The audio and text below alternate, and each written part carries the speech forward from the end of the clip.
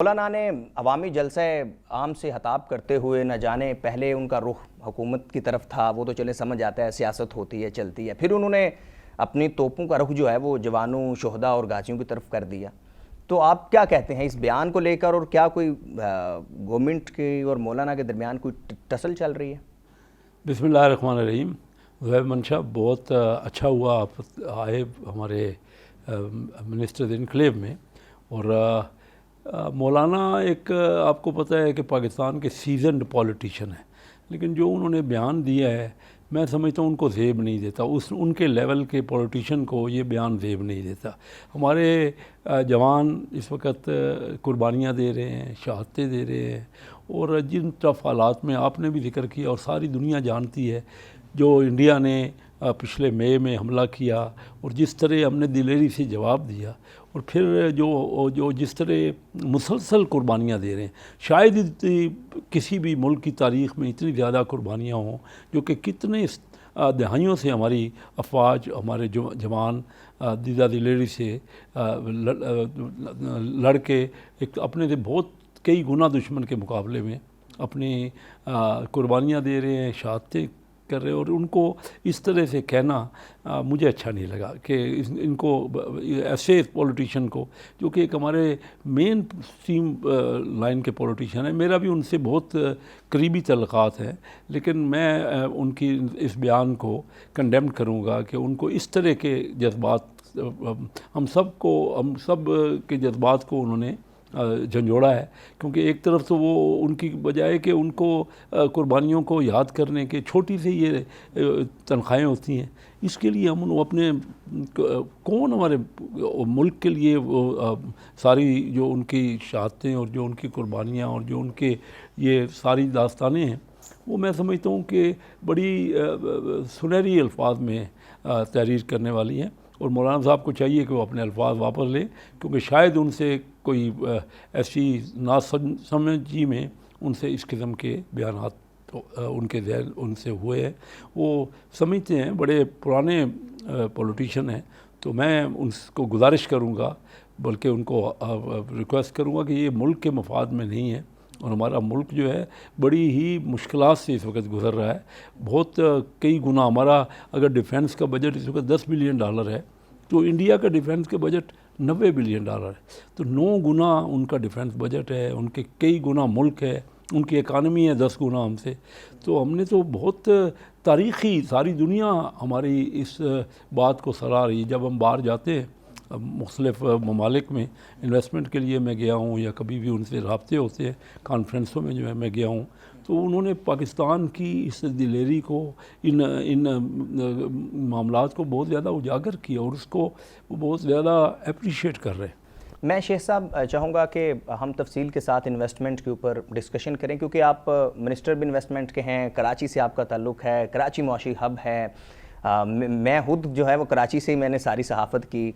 लेकिन जब हम कराची को देखते हैं और कराची की बिज़नेस कम्युनिटी से हमारी मुलाकातें होती हैं, और जो कि इंजन है पाकिस्तान का कराची, आप बिज़नेसमैन हैं, आप बेहतर जानते हैं, दावे बड़े किए जाते हैं कि पाकिस्तान में फ़ॉरेन इन्वेस्टमेंट आएगी, लेकिन ग्राउंड पर हमें वो माहौल दिखाई नहीं देता जो फ्रूटफुल माहौल है।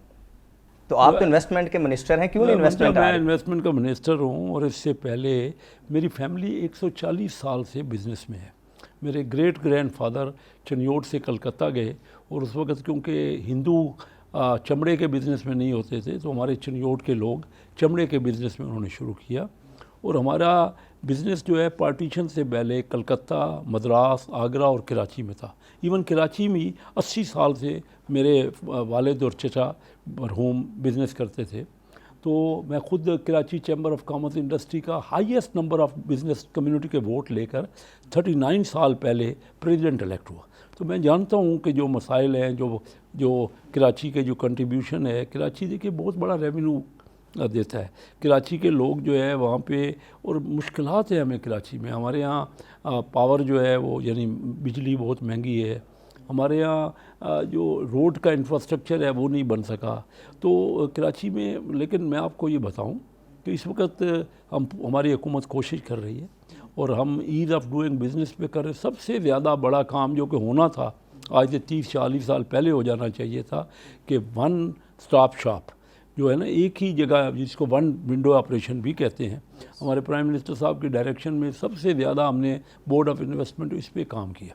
जब भी हम चाहे कराची के इन्वेस्टर से मिले हैं या ओवरसीज़ पाकिस्तानी से मिले हैं या किसी भी बिजनेसमैन से, तो वो कहता है कि आपके यहाँ मुश्किलात बहुत हैं, हमारे इदारों में जो है ना वो फैसिलिटेशन नहीं है। वो मैं ख़ुद क्योंकि बिज़नेस रिप्रेजेंटेटिव हूँ, मेरा बेटा मरहूम लाहौर गया तो Lahore chamber of commerce industry का प्रेसिडेंट बना, मेरा first cousin Faisalabad chamber of commerce industry, तो मेरी फैमिली वाइट फैमिली है जो तीनों बड़े बिज़नेस सेंटर के हमने रिप्रेजेंट किए। तो इस वक्त इन्वेस्टमेंट के मौके जो हैं बहुत बेहतर है। ख़ासकर अभी देखिए आज ही मैं अभी आप थोड़ी देर में जा रहा हूँ, कोई 150 चाइनीज़ कंपनीज आई हुई हैं जो कि हमारे यहाँ फार्मास्यूटिकल में इन्वेस्टमेंट करने के लिए आई हैं। 150 बिजनेसमैन खुद आए हुए हैं, बड़ी बड़ी चाइनीज़ कंपनियाँ। ये अभी 15 मिनट बाद उनका डिनर है और कल उनके लिए हमने डिनर रखा है उनके साथ में, और कल पूरी कॉन्फ्रेंस है हमने। तो वो इस वक्त MOU नहीं साइन कर रहे, उन्होंने रियल टर्म्स में कॉन्ट्रैक्ट साइन किए करने वाले हैं, जो हम कल साइन करेंगे, मुआहदे साइन करेंगे। तो पाकिस्तान में बहुत सी इन्वेस्टमेंट आने के मौके हैं। हम क्योंकि हमें रेगुलेशंस को बेहतर करना था, जो हम कर रहे हैं। हमारे यहाँ लॉ एंड ऑर्डर सूरत हाल को अभी फर्दर इम्प्रूव करने की ज़रूरत है, और हमारे इदारों को चाहिए कि हम अग्रेसिवली सब मिल के, देखिए हुआ क्या है कि हमने अपने सरकारी अफसरान को वो ट्रेन ही नहीं किया। मैं अपने तजर्बे से ये समझता हूँ, मैं उनसे शुरू से डील कर रहा हूँ। आज से 46 साल पहले मैं Karachi chamber of commerce industry की कस्टम कमेटी का चेयरमैन था। तो मसाइल को मैंने देखा है कि जिस अग्रेसिवली, जिस चाह से हमारे ब्यूरोक्रेट को और हमारे पॉलिटिशियन को ये काम करना चाहिए था। देखिए हमने क्या किया है पिछले 27 साल में, 1999 से लेके किसको हुकूमत नहीं मिली। 99 के बाद परवेज़ मुशर्रफ साहब की हुकूमत थी, 9 साल रही। फिर 9 साल पीपल पार्टी की 5 साल और 4 साल PTI, 9 साल उन्होंने गुजारे इन दो पार्टियों ने, और 9 साल हमारी हुकूमत रही मुस्लिम लीग की 2 बार। ये 27 साल का मैं आपको, लेकिन आप मुझे कोई एक पीरियड बता दीजिए जिसमें हमारी रिमार्केबल एक्सपोर्ट बढ़ गई हो। हमारे तो सबको मिली ना, कोई तो रह नहीं गया।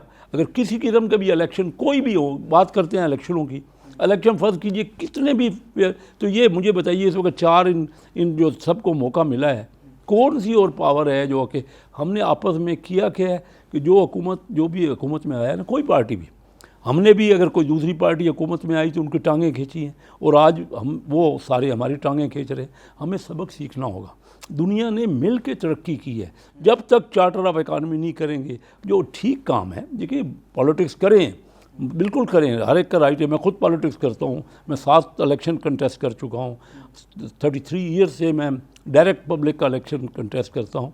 और लेकिन मैं आपको ये बताना चाह रहा हूँ कि दुनिया के दूसरे ममालिक मैंने देखा है कि वो जो बाहमी उनके सारे मुल्क के मवाद की चीज़ें हैं वो इकट्ठे होकर करते हैं।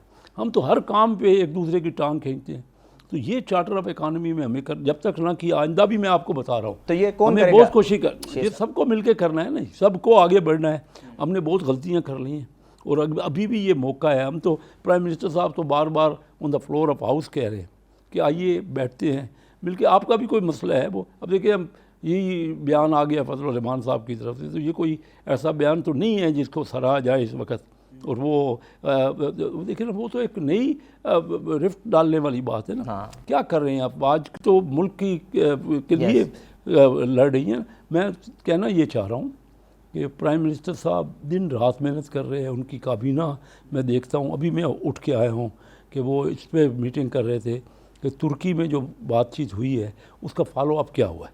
तो बहुत सी एफ़र्ट हो रही हैं, और ये एफ़र्ट, पाकिस्तान एक एंटरप्रेन्योरशिप है पाकिस्तान में सलाहियत है, पाकिस्तान में बेहतरीन कारोबारी हैं। हम सबको मिल के आगे बढ़ना होगा, अदरवाइज़ हम क्या दे रहे हैं। हमारी पॉपुलेशन 2.55% बढ़ी है इस साल, और हमारी ग्रोथ हुई है 3.7%। तो 1.2% टोटल पर कैपिटा हमने ऐड किया है बड़ी मेहनत के बाद। और आज भी देखिए इंडिया हमारा पड़ोसी मुल्क है, वो नेक्स्ट ईयर की ग्रोथ वो 6.6 कर रहे हैं। इसका मतलब ये है, थोड़ा सा सोचिए कि एक साल में वो आधे पाकिस्तान की टोटल इनकम और बढ़ा रहे हैं। वो 10 गुना इकानमी है तो अगले साल अगर हमने 4% की और वो 6.6% करेंगे तो वो हमसे 10.25 गुना और 10.5 गुना हो जाएंगे। तो जब तक हम मेहनत नहीं करेंगे मिल के, बहुत एफर्ट हो रही है, बहुत हमारी हुकूमत जो है, देखिए ना, रिज़र्व थे जब हमारी हुकूमत आई तो 4 बिलियन के रिज़र्व थे, आज 18 बिलियन के रिज़र्व हैं। हमारी करेंसी स्टेबल है। तो इस वक्त इन्वेस्टमेंट के लिए ख़ास तौर पे जो प्राइम मिनिस्टर साहब ने और फील्ड मार्शल आसम मुनीर साहब ने पूरी दुनिया में एक मकाम पाकिस्तान का बना दिया। पाकिस्तान को इस बड़ा सराहा जा रहा है और ख़ास तौर पे दुनिया हैरान है। मैं अभी गया हुआ था यूके में, उनके एक इन्वेस्टमेंट कॉन्फ्रेंस थी, तो उनके थिंक टैंक ने मुझे वहाँ बुलाया। मुझे उन्होंने मेरे से सुनना चाहते थे। ये 2-2.5 महीने पहले जंग अरूज पे थी।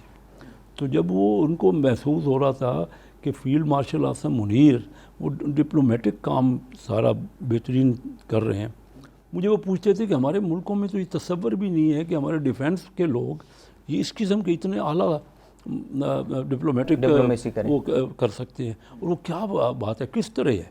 तो देखिए ना, कभी इतने 2 बड़े दुश्मन, पाकिस्तान तो इससे पहले भी कर चुका है ना। पाकिस्तान ने, आपको पता है कि 90s के शुरू में जो अमेरिका को और चाइना को यहाँ से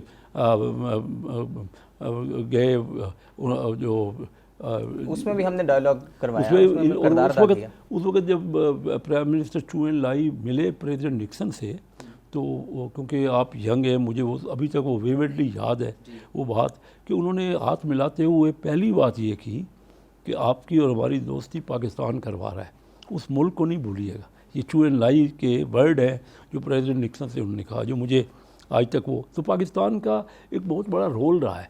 बड़ा मुश्किल है, आप मुझे बताइए कौन सा और मुल्क है इसकी चाइना से भी दोस्ती हो, अमेरिका से भी उसके बहुत गहरे तल्लुकात हों, ईरान से, सऊदी अरबिया से, तुर्की से, मिस्र से, मलेशिया से, इन तमाम मुल्कों ने सपोर्ट किया है पाकिस्तान को। और चाइना इन पर्टिकुलर तो इस वक्त बहुत ही एक इम्पॉर्टेंट पोजीशन में है और हमारा पड़ोसी है। तो ये मैं ये महसूस करता हूँ कि इन्वेस्टमेंट पाकिस्तान, जोग्राफिकल जो हमारे यहाँ लोकेशन हमारी है ना, वो एक ऐसी बेहतरीन जगह अल्लाह ताला ने हमें वो दी हुई है कि जिससे हम जितना चाहें बेनिफिट। सब्सक्राइब करें और बेल दबाएं ताकि कोई खबर रह न जाए।